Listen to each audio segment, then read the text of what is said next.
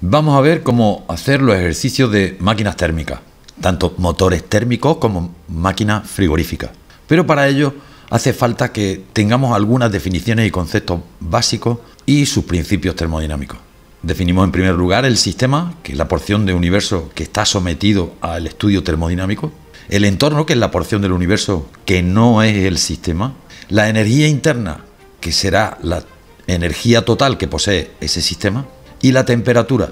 La temperatura no es más que una medida macroscópica promedio de la energía cinética que poseen las partículas del sistema. Esta temperatura va a hacer que pensemos en dos tipos de energía. Una debida al trabajo de expansión-compresión, es decir, una variación de volumen, y otra debido al calor, es decir, un flujo de energía entre el sistema y su entorno. Hay una diferencia de temperatura. Es necesario también que definamos cómo van a ser estos trabajos y calores. Será trabajo positivo el trabajo hecho por el sistema que comunica energía al entorno. Será trabajo negativo el trabajo hecho por el sistema que toma energía del entorno. El calor positivo será comunicado al sistema y toma energía del entorno. Y el calor negativo será comunicado por el sistema y aporta energía al entorno. Una vez conocidas las principales definiciones, vamos a ver cuáles son los principios termodinámicos.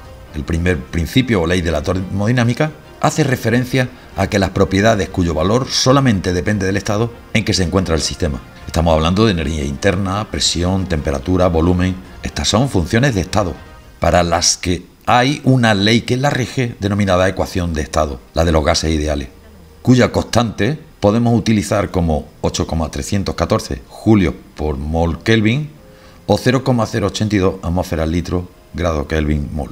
Es necesario considerar que todo ciclo termodinámico es todo proceso en el que un sistema parte de un estado inicial, sufre una serie de transformaciones termodinámicas y después llega a un estado final que es igual al inicial.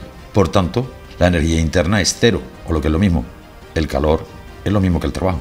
El segundo principio de la termodinámica es muy aplastante. La transformación íntegra en un proceso termodinámico de calor en trabajo o viceversa es imposible. Es decir, es imposible construir un dispositivo en el que todo el trabajo se transforme en calor, tanto extraído como comunicado. Siempre habrá una parte que se pierda. Si lográis un sistema en el que no se cumpla este segundo principio de la termodinámica, avisadme, nos forraremos. Nos dice que la entropía siempre va a depender de la variación del calor con respecto a la temperatura. Y eso además tiene que ser siempre mayor o igual que cero.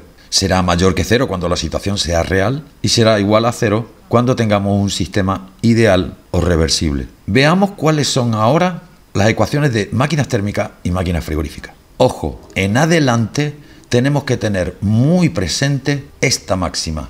Todo rendimiento o eficacia siempre va a ser lo que gana entre lo que consume. No olvidemos esto, por favor, que es muy importante. Las máquinas térmicas o motores térmicos son máquinas cíclicas que reciben el calor. Q1 de un foco caliente, T1. Parte de ese calor se transforma en trabajo y el resto, Q2, se cede a un foco frío. Este foco frío está a una temperatura menor, T2.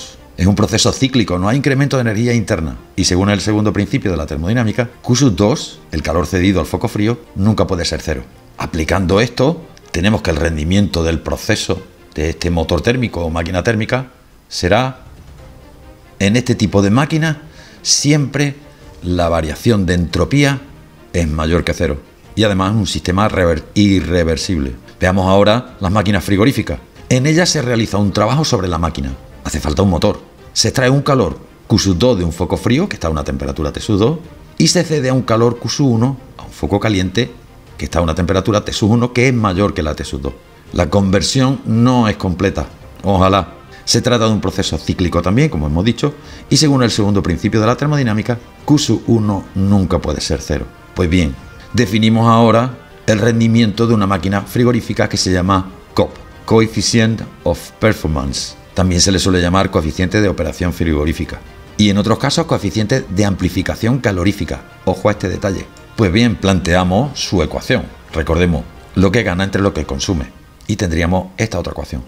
Ojo, generalmente mayor que 1, distinto al caso de los motores térmicos en los que el rendimiento es menor que 1. Las máquinas frigoríficas tienen una entropía también mayor que 0 y también son situaciones irreversibles.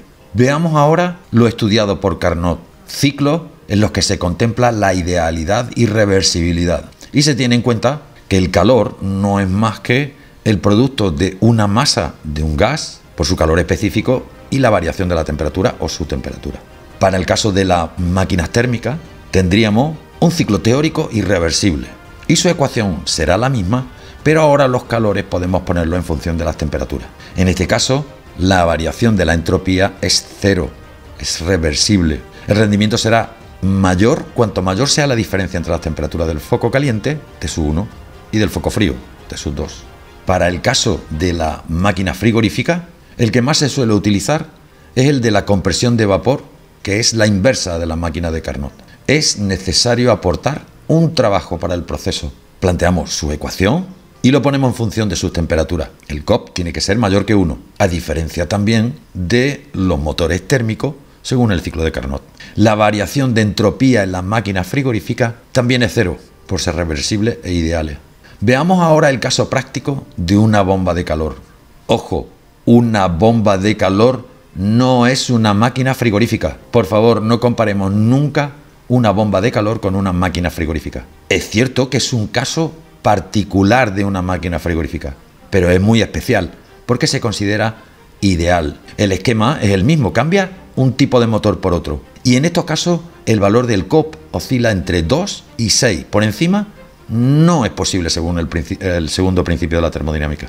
Para el caso del refrigerador y del calefactor tendremos que plantear sus ecuaciones. Nos vamos a basar también en la ecuación del calor en la que depende de la temperatura. Para el caso del refrigerador, si plantamos sus ecuaciones, podemos ponerla en función de las temperaturas.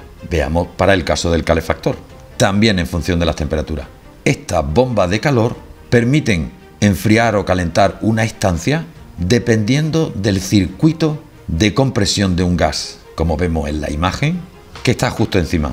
Podemos llegar a la siguiente conclusión tanto para el ciclo de Carnot, caso ideal y reversible, como para la bomba de calor, que también se considera ideal, que si el COP real es igual al COP reversible, es una máquina ideal y reversible. Si el COP real es menor que el COP reversible, es una máquina real. Y si el COP real es mayor que el COP reversible, es imposible que exista esa máquina.